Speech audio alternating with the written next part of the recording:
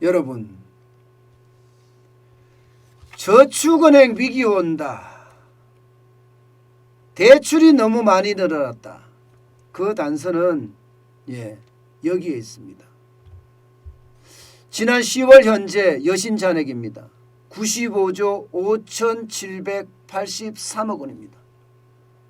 뭐 95조밖에 안 되는데 저축은행 위기까지 운운하는 것은 좀 과한 것 아니냐, 이렇게 얘기할 수도 있을 겁니다. 그렇지만 여러분, 95조라는 이 여신 금액은요, 절대 적은 금액이 아닙니다. 저축은행 입장에서 보면 말입니다. 여러분, 이 지표를 한번 보세요. 이 지표를 2021년 6월까지만 하더라도요, 저축은행 대출 잔액이 88조 1349억 원이었습니다. 그런데 10월에 95조 5783억 원까지 늘어났다는 것, 이것은요 굉장히 많이 폭증했다는 뜻이에요. 그런데 더 문제는요, 증가율입니다. 증가율. 6월부터 증가하는 속도 보세요. 6월에 27.1%죠. 7월에 27.9%, 27.8%, 그리고 8월에는 27.9%, 9월에도 27.5%예요. 10월에는 무려 28.5%입니다. 이 말은요, 저축은행의 대출이 폭증한다는 게, 폭증. 엄청나게 빠른 속도로 늘어난다는 겁니다. 빠른 속도로 늘어난다는 거예요. 이렇게 늘어나면 내년 1월만 가면요, 지금 속도대로만 가면 앞으로 한 달 후죠. 한 달 후에는 100조가 된다는 이야기예요. 100조. 이 100조는요, 그만큼 충격을 줄 수 있는 숫자란 이야기입니다. 충격을 줄 수 있는 숫자. 여러분, 예산의 6분의 1입니다. 예산의 6분의 1. 대한민국 국가 예산의 6분의 1이에요. 6분의 1이라는 숫자가 적은 숫자가 아니잖아요.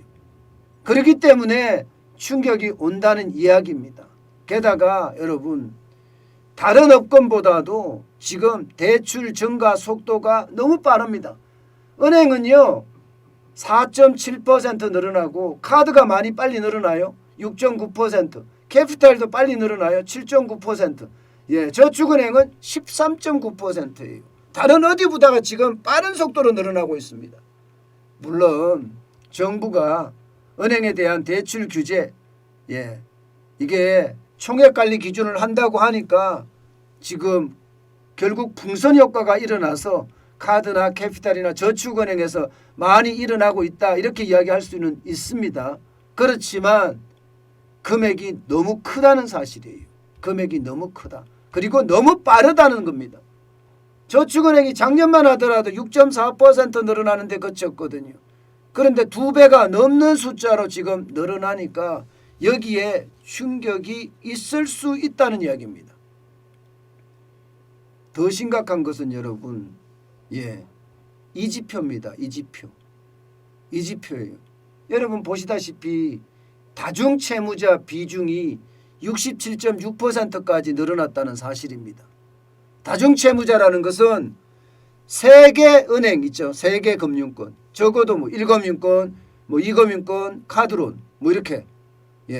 3개 이상 금융권에서 돈을 빌린 사람을 말하는데, 저축은행의 채무자 중에는 67.6%가 다중채무자라는 겁니다. 게다가 그들의 빌린 신용대출액은요, 다중채무자가 빌린 대출액은 78.1%라는 거예요. 78.1%. 이게 위험하다는 겁니다. 여러분도 알다시피 저축은행에서 돈을 빌리게 되면 여러분 아무래도 신용도가 낮을 수밖에 없지요. 신용도가 낮은 분들이 저축은행 가서 돈을 빌리는 경우가 대부분입니다.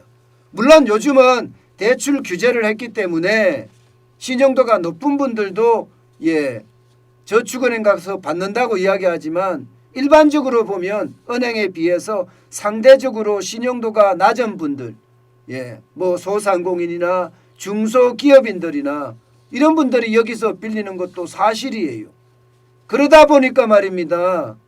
그 충격의 도가 점점 커지지 않겠느냐 하는 이야기까지 지금 나오고 있는 겁니다.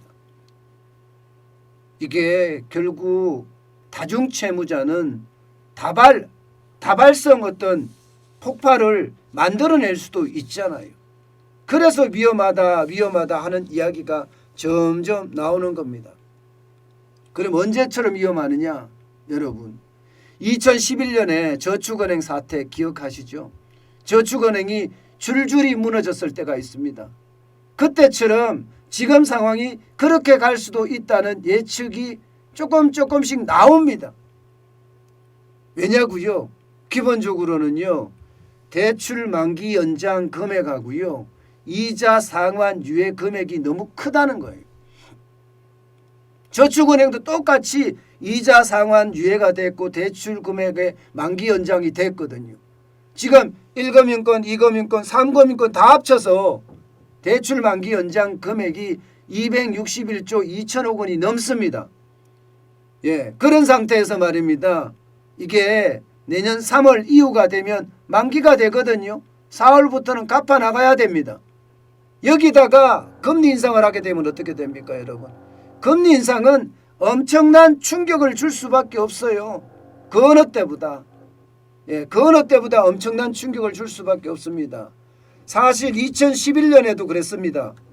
금리 인상이 12개월간에 5번 인상됐잖아요. 5번 인상되니까 부동산 쪽에 경기가 무너지면서 사실 프로젝트 파이낸싱이 다 무너졌잖아요. 그래서 2011년 저축은행 사태가 온 거거든요. 지금 우리가 그렇게 갈 가능성이 있다. 이런 전망까지 나옵니다. 이게 뭐 일반인들 경제 전문가가 평가한 것도 아니고요. 나이스 신용평가에서 2022년 산업 전망이라는 그 보고서에서 이렇게까지 평가를 했습니다. 그만큼 말입니다. 상황이 좀 위험해진다. 이런 얘기가 되는 겁니다. 물론 2011년하고 상황이 좀 다르다. 이런 이야기도 해요. 왜냐하면 여러분 이 지표를 보세요. 이 지표를 보면 저축은행의 지배주주를 나타내는 건데요. 2011년에는 105개사라고 아주 굉장히 많았고 2021년에는 79개사로 줄어들었다. 그런데 여기에 대주주, 쉽게 말하면 지배주주들이 힘이 좋다는 거예요. 힘이 좋다. 2021년에는 은행 계열이 7개가 있고요. 외국 계가 6개가 있고요. 대부 계열도 2개가 있는데 비은행 금융 계열은 12개다. 그렇기 때문에 대주주의 어떤 자금 지급 능력이 괜찮기 때문에 좋아질 수도 있다. 그때하고는 상황이 다르다. 이렇게 이야기는 하지만 말입니다.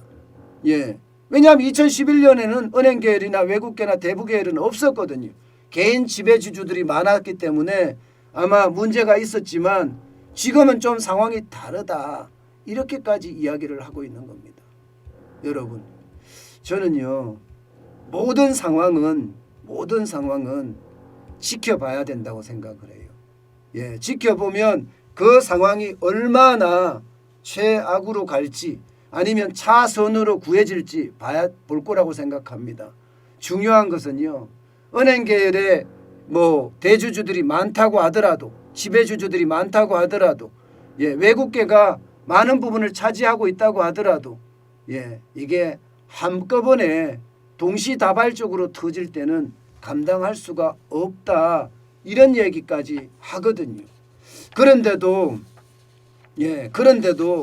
이 저축은행에 대한 위기를 계속 이야기하는 것은요. 그만큼 말입니다. 많은 분들의 어떤 충격이 될 수도 있다 하는 그런 생각을 감출 수가 없기 때문입니다. 여러분, 우리가 여기서 좀 기억해야 될 것은요. 여러분도 알다시피 예금자 보호법이라는 게 있잖아요. 예금자가 얼마까지 보호되느냐. 지금 현재까지는 5천만 원인가요? 5천만 원까지 보호가 됐죠. 그런데 5천만 원이 넘는 사람들도 지금 굉장히 많아졌다는 거예요. 예, 5천만 원이 넘는 사람들도. 그래서 이걸 가지고 오히려 예, 국민들은 좀 안전스럽게 본다. 지금 5천만 원이 넘는 6월 말 현재 예, 그 뭐라고 해야 돼요? 되나요? 저축은행에 맡긴 인원은요 12만 2,940명 법인까지 포함해서 금액으로는 17조 3천억 원 정도 된다고 합니다. 그래서 저는 예, 이게 상황이 어떻게 될지는 좀 더 지켜보고 예, 봐야 되겠지만 상황이 그렇게 녹록하지는 않다. 예, 이게 예, 대출 만기 연장 금액이 워낙 큰 데다가 그 충격이 발생할 때는 예, 동시다발적으로 발생을 하기 때문에 대주주나 지배주주가 탄탄하다고 하더라도 위기는 어쩔 수 없는 상황이 될 수도 있다 하는 이야기까지 나오니까요. 여러분 늘 조심하시고 또 조심했으면 좋겠습니다.